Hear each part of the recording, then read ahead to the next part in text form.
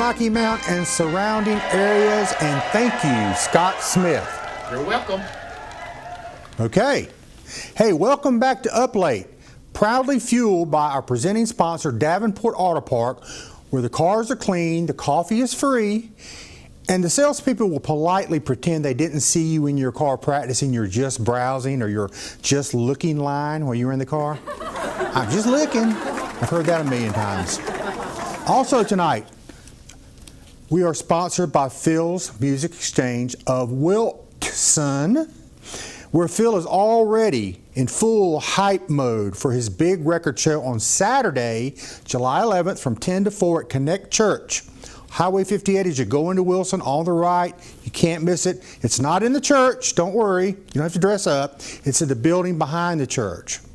So make sure you stop by there. Phil is fully expecting you to come by. I promise you, if there's any vinyl you're looking for, it will be there. Don't miss it. Oh, by the way, we, Up Late with Sam Bass and WHIG, are both corporate sponsors of that event, so make sure you go and support it. Now, our guest tonight is a force of nature. She's an entrepreneur, an author, and the newly crowned queen of local podcasting. Jet Hatu is back for is it three times? 3 times. First one ever, 3 times Jet. You get some kind of a special prize for that. She's also a host of the Bluegrass Blonde podcast. You're going to find out more about that in a minute. She's got stories, she's got hustle, and she's got more business ventures going on than I do bottles of bourbon, and that's a lot. Just ask my wife. It's really saying something. So tonight, we got something special for you. Jet has graciously agreed to help us with our top 5. But first, I received an email that I want to share. It's from the recently retired late show host, Stephen Colbert, or as I like to call him, Colbert. I emailed him and asked him how things were going in retirement. It was a forced retirement, you know what I mean? So here's his reply from Stephen Colbert. Dear Sam, thanks for reaching out. Retirement is going beautifully. I've reached that magical age where I can sit on my couch, critique other people's shows, and no one can fire me for it, which of course led me straight to Up Late with Sam Bass. I hear the show is still going strong. Impressive. Considering your station's definition of production budget appears to be whatever we got in the lost and found bin. Are you talking about my desk? Because I got a great deal on Facebook Marketplace on this desk. But, I mean, look at this set, man. Come on. Anyway, back to the email. However, if the station decides it's time to step up their host's game, tell them I'm available. Not interested, but available. There's a difference. Retirement has shown me a lot, Sam. Mostly after hearing some of your monologues. Staying retired was the right choice. Ever your retired superior. That sounds like a John Check line. Stephen. Look out, Jet. Sounds like he's just mad because we're having more fun than him. Speaking of having more fun, no one has more fun than a blonde. Am I right? At least that's what I hear.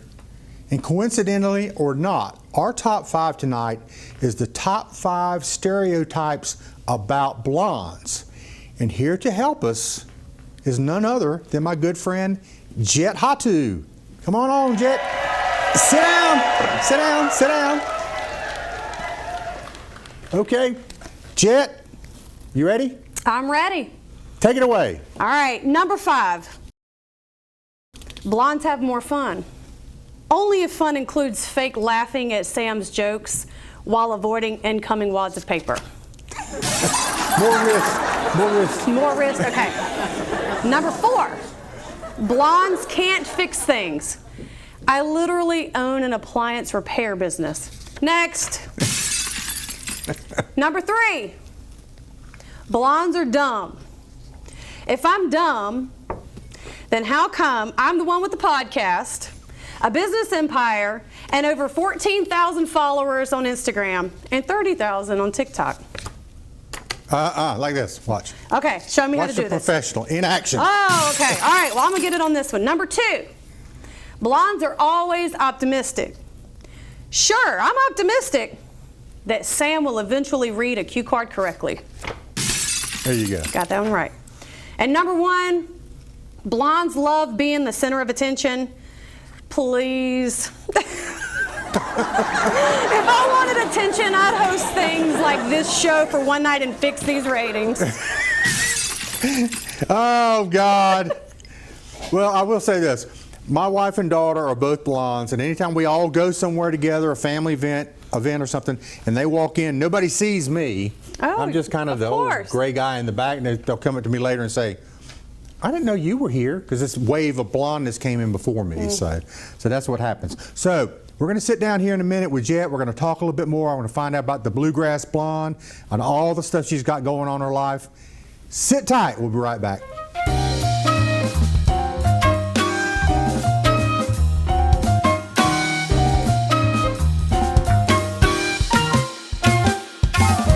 When you buy a new or used vehicle from Davenport Auto Park, you drive change, because a portion of every sale goes to support a local nonprofit that you choose.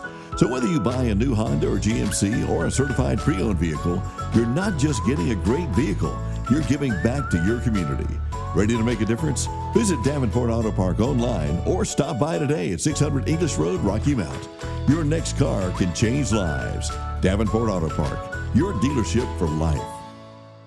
Phil's Music Exchange of Wilson offers thousands of vinyl LPs, CDs, cassettes, 8 tracks. They even have reel-to-reels, DVDs, Blu-rays, VHS, video games, an abundance of music for the music lover. Check them out today. Phil's Music Exchange in Tarboro, 207 West Tarboro Street, downtown Wilson, or philsmusicexchange.com. In person, third time's the charm. So, Jet, how you doing tonight? I'm good. I'm feeling great. I Cheers. mean, you know, we're not going to talk about everything you told me, but she's feeling good tonight. So am I. So, for the 3 people in Rocky Mount that don't know who you are yet, give us the quick Jet Hatu crash course. Who are you? What do you do? And how many jobs do you actually have? That's a loaded question, okay? My name is Jet Hatu. I'm from Rocky Mount. Actually, I'm not from Rocky Mount. I'm from a little town called Roxborough. Moved here, played softball. Got stuck here in Rocky Mount, but I absolutely love Rocky Mount. I live in Red Oak. But I own a couple of service businesses. I'm a real estate agent. I also own a travel agency, and I'm a community ambassador. I love Rocky Mount and love being here. So We're both community ambassadors, by the way. we fight each other every year, and you always beat me. Well, I don't know if that's going to happen this year, but we'll see. So I want to talk about your new podcast. Yep. Folks, this is the Bluegrass Blonde, in case you didn't know. In case you didn't know, not Clace. What made you start it? I mean, don't you have enough to do already without doing a podcast? Well, okay, so long story short, I'm a huge Dolly Parton fan, and I think on my very first episode, we talked about Alison Krauss, Babysat Me. Right. My dad grew up, he played professional bluegrass for 25 plus years, so I grew up in the industry. I was in bluegrass festivals and riding on a tour bus and meeting all these people that are now like in Bluegrass Hall of Fame. And in January of 2025, my husband and I went to Nashville, Tennessee to go celebrate Dolly's 79th birthday at the Grand Ole Opry. And I'm standing in a hotel room in Nashville, Tennessee, and I look at my husband and I'm just like, I want to start something called the Bluegrass Blonde. I don't know what it is yet. I don't know if it's a boutique. I don't know what it is. And I said, but something's pulling me to do this. And so by July of that year, I posted a video on TikTok of me flat-footing in my kitchen. And if you don't know what flat-footing is, go watch the second episode that I was on. I was clogging in that one. But I was flat-footing to a bluegrass song in my kitchen, and I hashtagged it at the bottom, Bluegrass Blonde, and it exploded. And I have grown to 30,000 followers, and I got a phone call probably about 2 months ago from a radio station out of Savannah, Georgia. who said that they loved my content. They loved what I was doing with Bluegrass and what I was doing. And I did an interview for his radio station. And about a week later, the owner of the radio station called me and was like, "Why don't you have a podcast? Wow. Why aren't you doing something else?" And he called me and he gave me an offer and said, "Hey, this is yours, run with it, and I'll help distribute it and help get you out there." So here I am. I mean, it's very cool, and I've listened to it. I listened to one with your dad. We'll talk about that one. But Okay. So how do you find your guests? I mean, do you scout them out, or do they come to you, or? So if I'm being honest, Sam, I really thought I was going to have a hard time and like pulling teeth to try to get people. But as soon as I made the announcement, my daddy was my very first podcast guest because he's literally the man behind it all. Like I wouldn't be doing this.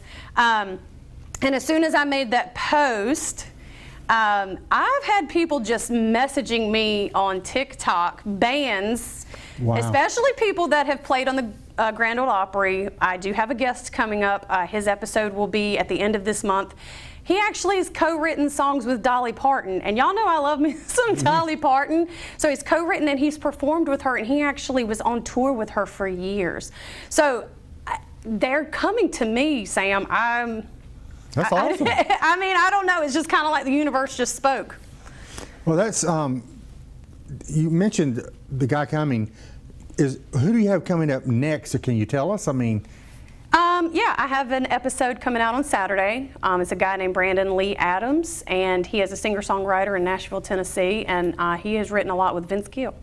So anybody can go back and listen to any of these episodes, correct? Yep. So walk us through the process of the idea of recording to release. What's the workflow like when you're doing that? So I record on Thursdays, so I don't work in all of my other business adventures on Thursdays. And I set up right at home, and my podcast is about roots, rhythm, and the music that raised me. So what we do is we talk about these people that are in the bluegrass industry, and we talk about their roots, how they got into bluegrass music, what they're currently doing, how people can find them, and how we can just stay connected and continue to grow bluegrass music as an industry. So. Very cool. Have you had a favorite episode so far? Is that kind of like asking you, do you have a favorite guest? Because It's always you. It's me. I mean, I've enjoyed all of my guests, but I will say my most recent favorite is Donna Hughes. She was actually my last Saturday. She's from North Carolina. She's also a real estate agent. She's also owned several contracting companies. She's also a blonde, so we have a lot in common.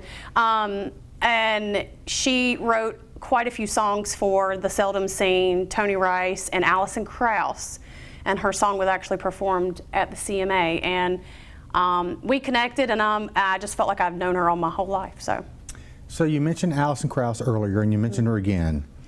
And I know we talked about this the time you were on here before, but Alison Krauss was actually your babysitter for a while. Any specific memories you have of being with her? Mainly backstage. So there's a photo that I have specifically of Denton Farm Parks in North Carolina, actually, and they still have a bluegrass festival every year. But she would look different in that picture, and so does Alison Krauss. Oh, she definitely looks different. Both of y'all look a lot different, but I have that picture. It's from, I think it was 1992 or 93. That was before I was born. She would watch me when my dad would go play on stage, because she would either be playing the next set. And so I don't really recall her per se, but I am going to go see her next weekend, actually. So maybe I'll hold up a sign and she'll recognize. You babysat me. So I did listen to the episode you recorded with your dad. I was very entertained by that. It was kind of hard to corral him. We talked about that already, but it was very entertaining. He's a character. He really is. He really is. So I'm going to switch gears here. We're going to talk about your businesses. Okay. Okay. So you recently have added an appliance store to your empire. What made you jump into that world? When I first started Elite Overhead, part of my goals was to create kind of a home services. Like, that's what I envisioned. I didn't necessarily think of appliances. And actually, Miss Sandra from here at WHIG, I was on the morning show, and she made a comment in regards to Bob's going up for sale. and I wanted to explore a little bit more. And so I did, and found out that it's very similar business styles to what we do on the garage door side. So we took the leap of faith, and we're almost at a year. I think the end of July will be a year. So I want to tell you folks, I hired them to do a new dishwasher for me. I've got an older house. It was extremely tricky, and I'm going to tell you they pulled it off great. It has done fantastic, and I'm very satisfied. 5 stars. 5. So, so what's it like working so tight with AJ? You guys get along pretty good, it looks like. Ooh. No, we really do. AJ and I, we get along. We definitely butt heads. I mean, you guys don't see that part. And we bicker back and forth. Every couple. But at the end of the day, he has my back and I have his back, and we really do work very well together. Is there like a biggest lesson you've learned trying to juggle these multiple ventures? You have to have people, amazing, awesome people that have your back and that have the same vision that you do to help you grow and run those businesses. Because if I didn't have a team of appliance technicians and girls in the office that handle the phone calls, that business, I really don't know where I would be. And if we didn't have our great technician on the garage door side to help AJ out, I mean, I give it all to the employees. It's not me running these businesses, it's the employees. And you also have a travel agency as well. So what are some of the favorite places you visited since you've done that? I has just found out that I love cruising. I did not think that I would cruising love now cruising. Westland Boulevard? No, got to get out of Rocky Mount. Okay. I took my first cruise a couple of years ago, and it took me about 5 days to realize that I really enjoyed this. There was no kids. You could go sit on the adults only deck. I could sit out and read a book. I had no cell phone service. I couldn't be called for anything. And every year since, we've been on a cruise. The no cell phone service, that's a thing now where people are shutting down and getting off the grid and enjoying where they're at. Absolutely, you have to. I just heard about that. So you told me once you had a memorable experience at a nude beach, okay? Please share that with us. It's okay, the kids have gone to bed by now. Okay. Go ahead. Do you want to know the full story? Yeah. Can I start from the beginning? Okay. Yeah. Well, okay, so AJ and I go to Jamaica. Some friends of ours were renewing their vows.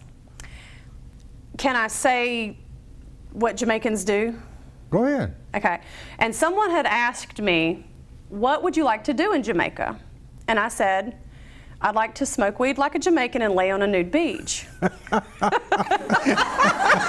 And so... Woo! Okay, folks, we're getting there now.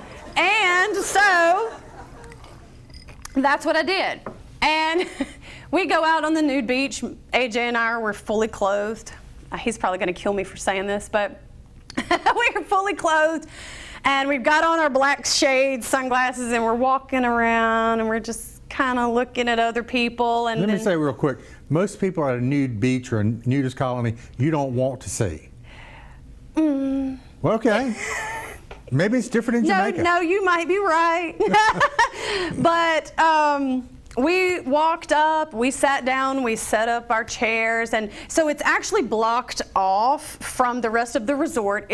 There's trees surrounding it, and you literally have to walk through the trees to get in, and nobody can see you other than the people that's in there, and they're obviously naked, so they're not judging you.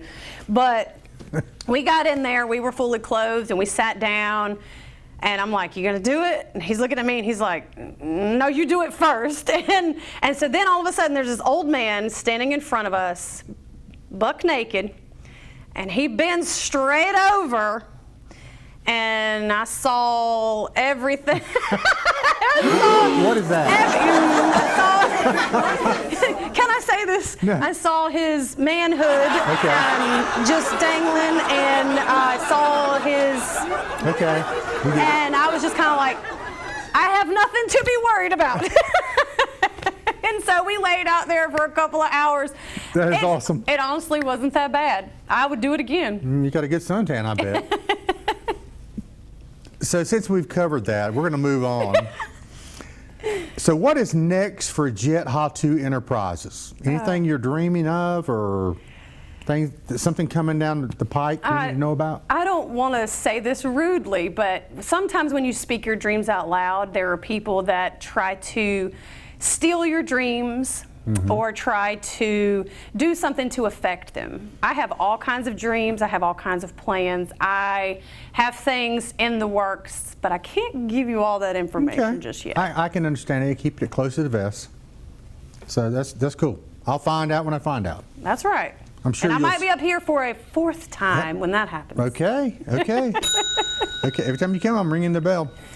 So I've been seeing a lot of TikTok videos with you doing some dancing and things like that. Tell me a little bit about that. What kind of dancing are we talking? Well, you're doing like the whole bluegrass. My thing. flat-footing. Yeah, flat-footing. So, again, my dad was a musician. Right. He plays the banjo, the guitar, the bass, the mandolin. He's dabbled in the dobro. And so growing up, my dad would practice. And he tried to teach me and my sister how to play. We did not have the patience. I honestly still don't think I have the patience. So what else could I do? I could dance. And so I would actually, while he'd been on the porch playing the banjo and practicing, I'd be in my window of the front of our house and I would just dance. And I really wish I could find that old home video that my mom has, because it's the front doors that you can see outside, but you couldn't see inside, but you could see your reflection. And I was maybe 3 years old, and I was in cowgirl boots. Check out the boots, by the way. Hold about there, Jet. Some shorts. My shoes are just like those. And I am getting it. I mean, I am just going to town and I'm just dancing. And so when my dad would play, sometimes on stage, he'd call me up on stage and ask me to come play, and he'd throw me a couple dollars. So, I mean, I enjoy dancing. It's something that I absolutely love to do. Okay. Well, I thought about this, and I'm hesitant to say that maybe you could teach me some steps. I can do it. Is it possible? Yeah. I need to know. I'm really bad. No, I don't. But I would like for you to teach me. I think you could do it. We don't have the wooden thing you danced on before on the Christmas episode. But maybe you can show me some steps. I think it's easy. I think I could show you, but if you can get it all together, we can dance together. Okay. So we're going to take a little quick break, come back, and Jet is going to show me how to dance. Jet Hatu.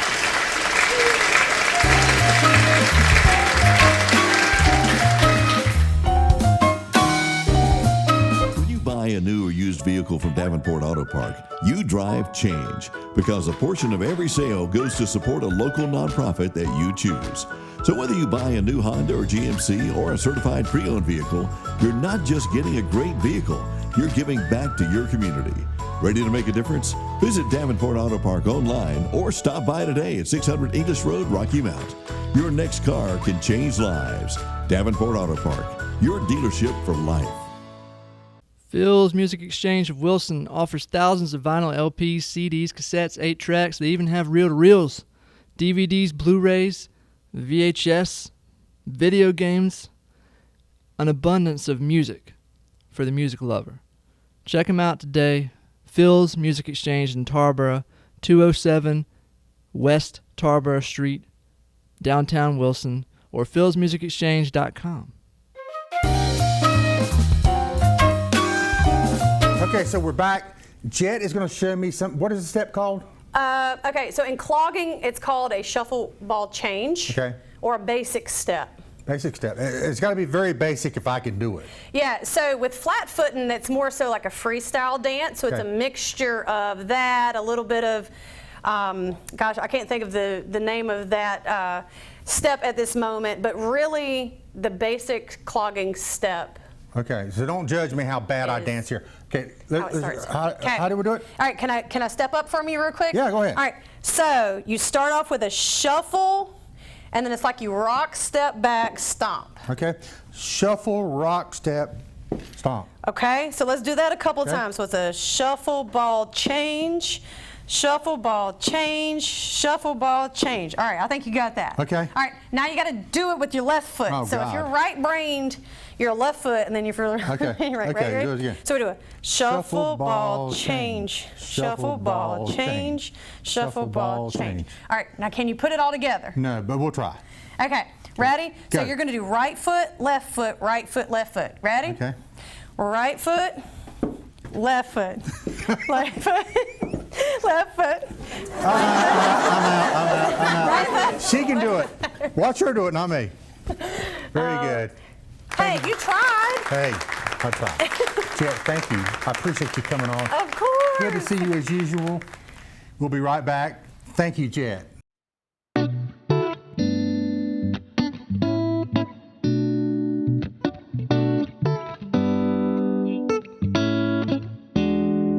Hey, I want to thank my special guest that came tonight, my good buddy, Jet Hatu, the lady with 19 jobs and 14 careers. She's doing it all in Rocky Mount. So every Thursday and Saturday night at 10 o'clock right here on WHIG. It's Up Late with Sam Bass. Make sure you tune in. Thanks for watching. I'll see you soon.